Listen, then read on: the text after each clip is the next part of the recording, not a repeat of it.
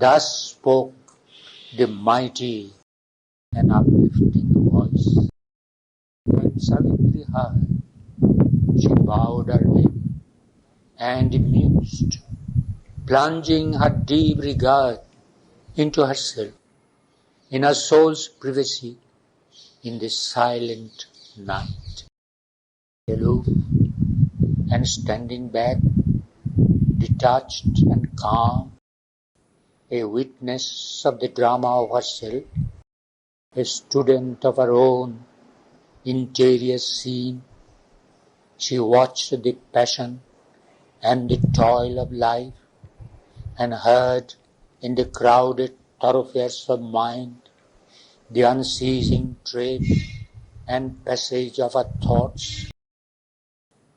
All she allowed to rise that chose to stir, calling, compelling not, forbidding not, she left all to the process formed in time and the free initiative of nature's will.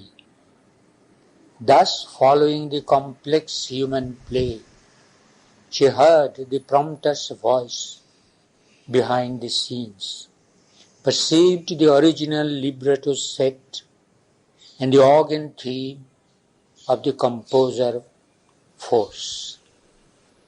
All she beheld that surges from man's depths, the animal instincts, prowling mid life's trees, the impulses that whisper to the heart, and passions a thunder chase, sweeping the nerves. She saw the powers that stir from the abyss, and the wordless light that liberates the soul. But most her gaze pursued the birth of thought, a franchise from the look of surface mind. She paused not to survey the official case, the issue of forms from the office of the brain, this factory of thought sounds and soundless words, and voices stored within, unheard by men, its mint and treasury of shining coin. These were but counters in mind's symbol game, a gramophone's disc, a reproduction's film, a list of signs, a cipher, and a code. In our unseen subtle body, thought is born, or there it enters from the cosmic field. Oft from a soul stepped out a naked thought, luminous with mysteried lips and wonderful eyes, or from her heart emerged some burning face and looked for life and love and passionate truth, aspired to heaven or embraced the world, or led the fancy like a fleeting moon across the dull sky of man's common days, amidst the doubtful certitudes of earth's load, to the celestial beauty of faith gave form, as if at flower prints in a dingy room, loved in a golden vase, one living rose.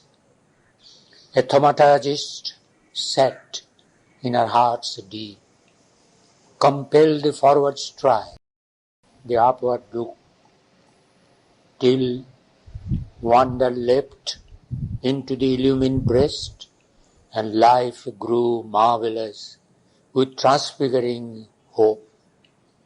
A seeing wheel pondered between the brows, thoughts, glistening angels, stood behind the brain in flashing armor, folding hands of prayer, and poured heaven's rays into the earthly form. Imaginations flamed up from her breast, unearthly beauty, touches of surpassing joy and plans of miracle, dreams of delight. Around a navel lotus, clustering close, her large sensations of the teeming worlds streamed their dumb movements of the unformed idea. Invading the small sensitive flower of the throat, they brought their mute, unuttered resonances to kindle the figures of a heavenly speech. Below, desires formed their wordless wish, and longings of physical sweetness and ecstasy translated into the accents of a cry, their grasp on objects and their clasp on souls. Her body's thoughts climbed from her conscious limbs and carried their yearnings to its mystic crown, where nature's murmurs meet the ineffable. But for the mortal prisoned in outward mind, all must present their passports at his door. Disguised they must don the official cap and mask, or pass as manufacture of the brain, unknown their secret truth and hidden source. Only to the inner mind they speak direct, put on a body and assume a voice. Their passage seen, their message heard and known, their birthplace and their natal mark revealed, and stand confessed to an immortal sight, our nature's messengers to the witness soul. Impenetrable, withheld from mortal sense, the inner chambers of the spirit's house disclose to her their happenings and their guests. Eyes looked through crevices in the invisible wall, and through the secrecy of the unseen doors, there came into mind's little frontal room thoughts that enlarged our limited human range, lifted the ideals half-quenched or sinking torch, or peered through the finite at the infinite. A sight opened upon the invisible and sensed the shapes that mortal eyes see not, the sounds that mortal listening cannot hear, the blissful sweetness of the intangible's touch, the objects that to us are empty air, are there the stuff of daily experience and the common pabulum of sense and thought. The beings of the subtle realms appeared, and the scenes concealed behind our earthly scene.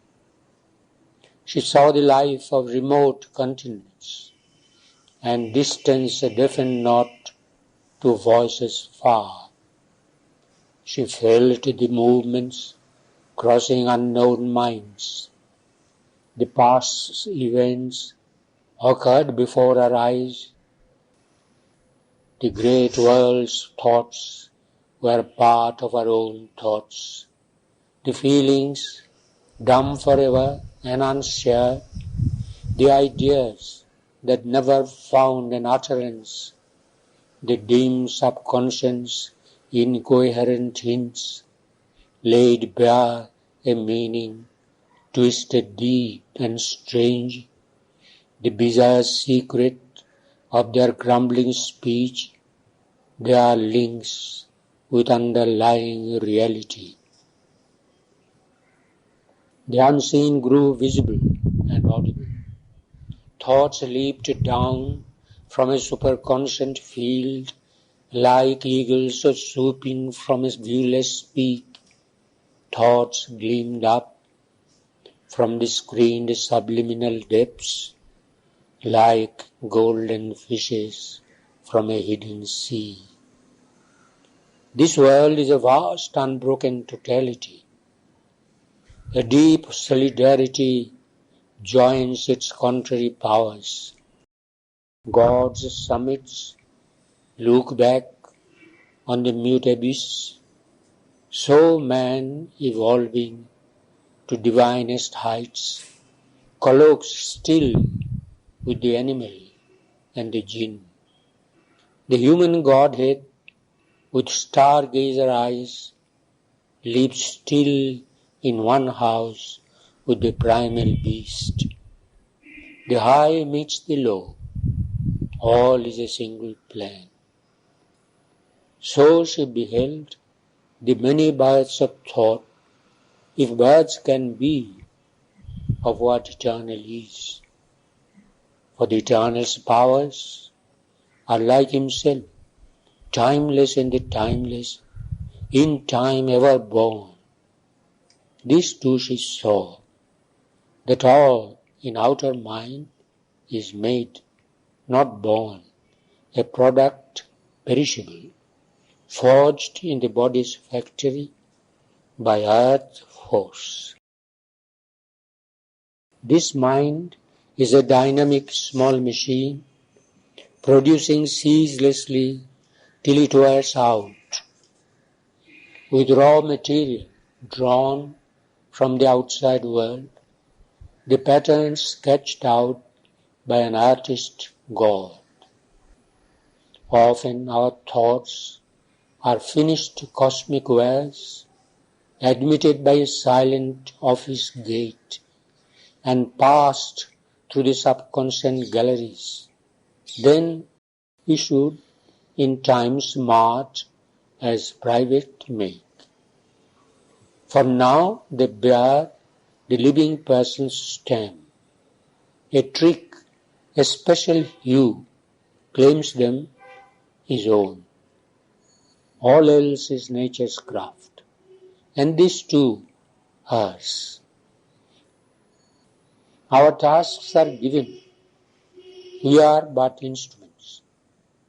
Nothing is all our own that we create.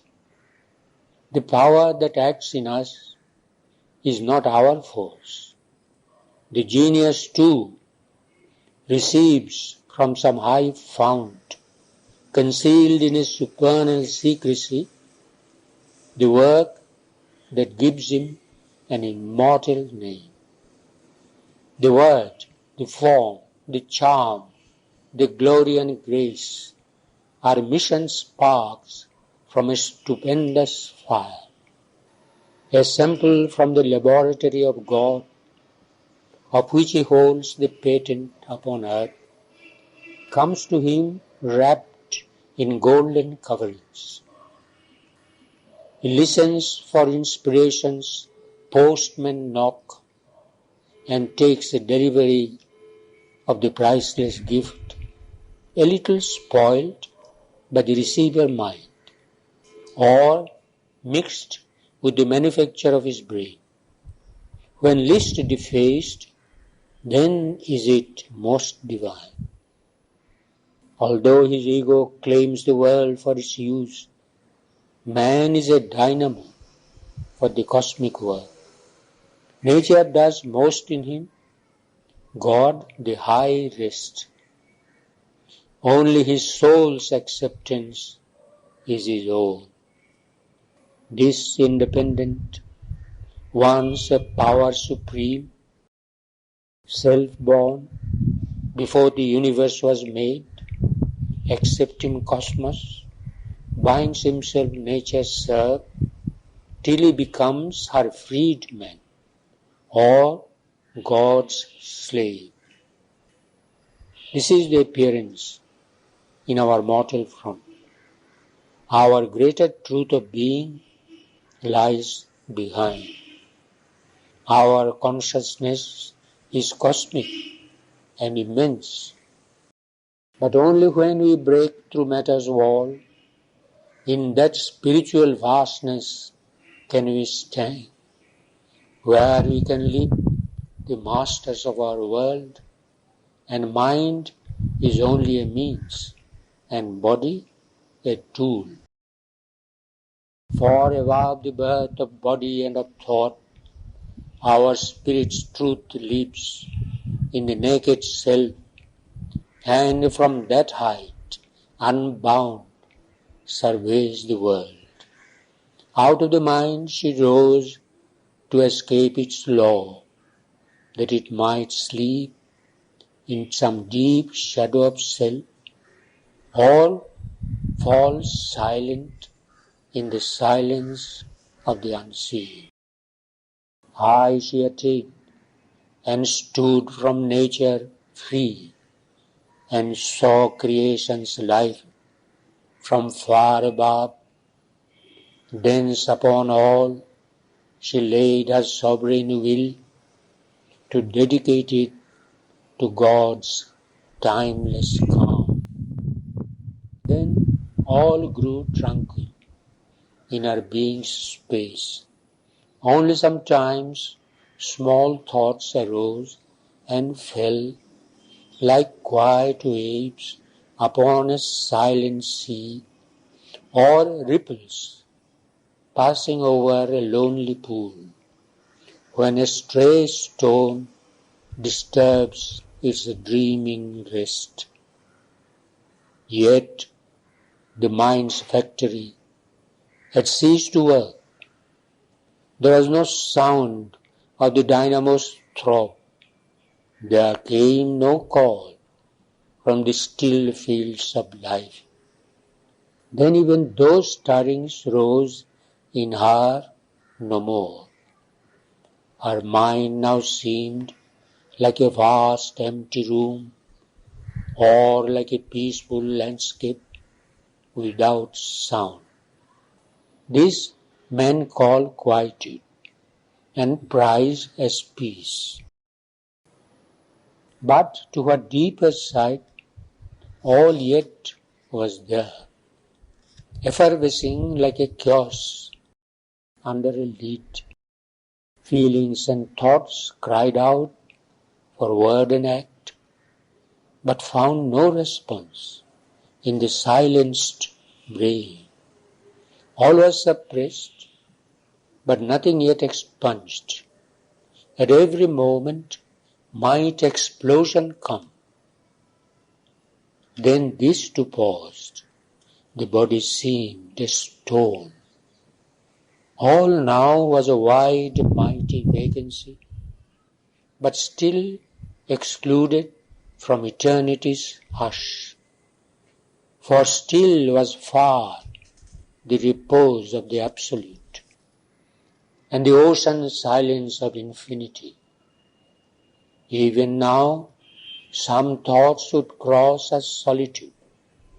These surged not from the depths or from within, cast up from formlessness to seek a form, spoke not the body's need, nor voiced mind's call. These seem not born, nor made in human time. Children of cosmic nature, from a far world, ideas shapes in complete armor of words, posted like traveler in an alien space. Out of some far expanse they seem to come, as if carried on vast wings, like large white sails, and with easy access reached the inner ear, as though they used a natural privileged right to the high royal entries of the soul. As yet their path lay deep concealed in light. Then, looking to know whence the intruders came, she saw a spiritual immensity pervading and encompassing the world's space, as ether our transparent, tangible air.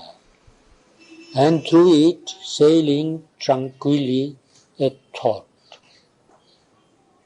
As smoothly glides a ship nearing its port, ignorant of embargo and blockade, confident of entrance and the visa's seal, it came to this silent city of the brain, towards its accustomed and expectant quay, but met a barring will, a blow of force, and sank, vanishing in the immensity. After a long vacant pause, another appeared, and others, one by one, suddenly emerged, minds unexpected visitors from the unseen, like far-off sails upon a lonely sea. But soon that commerce failed. None reached mind's coast. Then all grew still. Nothing moved any more. Immobile, self-wrapped, timeless, solitary, a silent spirit pervaded silent space. In that absolute stillness, bare and formidable, there was glimpsed an all-negating void supreme that claimed its mystic nihil's sovereign right to cancel nature and deny the soul. Even the nude sense of self grew pale and thin, impersonal, signless, featureless, void of forms. A blank, pure consciousness had replaced the mind. Our spirit seemed the substance of a name, the world a pictured symbol drawn on self, a dream of images, a dream of sounds, built up the semblance of a universe, or lent to spirit the appearance of a world. This was self-seeing. In that intolerant hush, no notion and no concept could take shape. There was no sense to frame the figure of things. A sheer self-sight was there. No thought arose.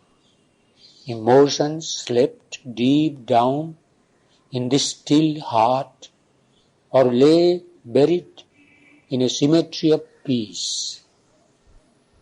All feelings seemed quiescent, calm, or dead, as if the heartstrings rent could work no more, and joy and grief could never rise again. The heart beat on with an unconscious rhythm, but no response came from it, and no cry. Vain was the provocation of events. Nothing within answered an outside touch. No nerve was stirred, and no reaction rose. Yet still our body saw and moved and spoke. It understood without the aid of thought. It said whatever needed to be said. It did whatever needed to be done. There was no person there behind the act, no mind that chose or passed the fitting word. All wrought like an unerring, apt machine, as if continuing old habitual turns and pushed by an old unexhausted force, the engine did the work for which it was made. Our consciousness looked on and took no part. All it upheld, in nothing had a share. There was no strong initiator will, an incoherence, crossing a firm void, slipped into an order of related chance. A pure perception was the only power that stood behind her action and her sight. If that retired, all objects would be distinct. Her private universe would cease to be. The house she had built with bricks of thought and sense in the beginning after the birth of space. This seeing was identical with the seen. It knew without knowledge all that could be known. It saw impartially the world go by, but in the same supreme unmoving glance saw too its abysmal unreality. It watched the figure of the cosmic game, but the thought and inner life in forms seemed dead, abolished by our own collapse of thought. A hollow physical shell persisted still. All seemed a brilliant shadow of itself, a cosmic film of scenes and images. The enduring mass and outline of the hills was a design sketched on a silent mind and held to a tremulous false solidity by constant beats of visionary sight.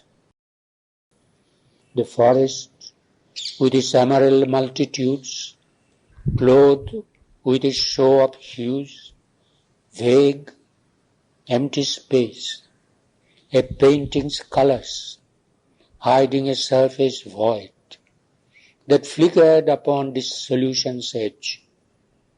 The blue heavens, an illusion of the eyes, roofed in the mind's illusion of a world. The men who walked beneath an unreal sky seemed mobile puppets out of cardboard cut and pushed by unseen hands across the soil, or moving pictures upon fancy's film. There was no soul within, no power of life. The brain's vibrations that appear like thought, the nerve's brief answer to each contact's knock, the heart's quiverings, felt as joy and grief and love, were twitchings of the body, their seeming self. That body forged from atoms and formed gas, a manufactured lie of Maya's make, its life a dream seen by the sleeping void. The animals lone or trooping through the glades fled like a passing vision of beauty and grace, imagined by some all-creating eye. Yet something was there, behind the fading scene. Wherever she turned, at whatsoever she looked, it was perceived, yet hid from mind and sight. The one only real shut itself from space and stood aloof from the idea of time. Its truth escaped from shape and line and hue. All else grew unsubstantial, self-annulled. This only everlasting seemed and true. Yet nowhere dwelt, it was outside the hours. This only could justify the labor of sight. but sight could not define for it a form. This only could appease the unsatisfied ear, but hearing listened in vain for a missing sound. This answered not the sense, called not to mind. It met her as the uncaught, inaudible voice that speaks forever from the unknowable. It met her like an omnipresent point, pure of dimensions, unfixed, invisible, the single oneness of its multiplied beat, accentuating its sole eternity. It faced her as some vast North's immensity, an endless no to all that seems to be, an endless yes to things ever unconceived, and all that is unimagined and unthought, an eternal zero or untotaled aught, a spaceless and a placeless infinite. Yet eternity and infinity seemed but words, vainly affixed by mind's incompetence to its stupendous lone reality. The world is but a spark burst from its light. All moments flashes from its timelessness. All objects glimmerings of the bodiless that disappear from mind when that is seen. It held as if a shield before its face, a consciousness that saw without a seer, the truth where knowledge is not, nor knower, nor known, the love enamored of its own delight, in which the lover is not, nor the beloved, bringing their personal passion into the vast, the force omnipotent in quietude, the bliss that none can ever hope to taste. It cancelled the convincing cheat of self. A truth in nothingness was its mighty clue. If all existence could renounce to be, and being take refuge in non-being's arms, and no non-being could strike out its ciphered round, some lustre of that reality might appear. A formless liberation came on her.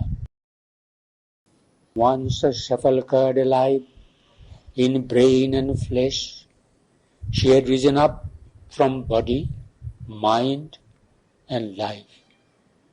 She was no more a person in a world. She had escaped into infinity. What once has been herself had disappeared. There was no frame of things, no figure of soul.